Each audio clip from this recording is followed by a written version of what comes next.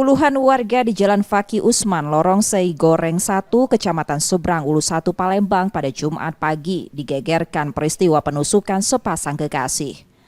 Seorang pria berinisial DN menusuk mantan istrinya Agus Vita dan juga kekasihnya yang bernama Farid. Akibat kejadian itu, korban Farid meninggal dunia di lokasi kejadian. Korban pun langsung dievakuasi ke kamar jenazah Rumah Sakit Bayangkara Polda Sumsel.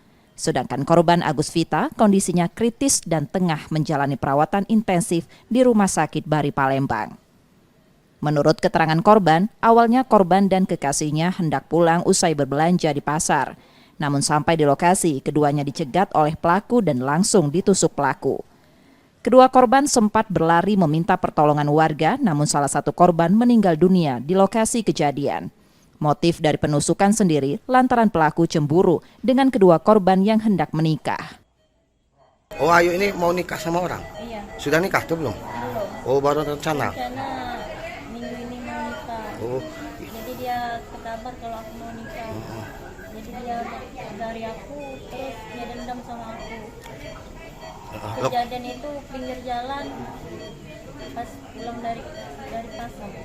Oh, itu calon suami Mbak tuh ikut ditusuk juga? Iya. Ayu ditusuk di bagian mana? Bagian dada sama bahu. Oh, dua tusukan. Sementara pihak Polrestabes Palembang yang mendapat laporan langsung menggelar olah TKP sementara dan telah mengantongi identitas pelaku.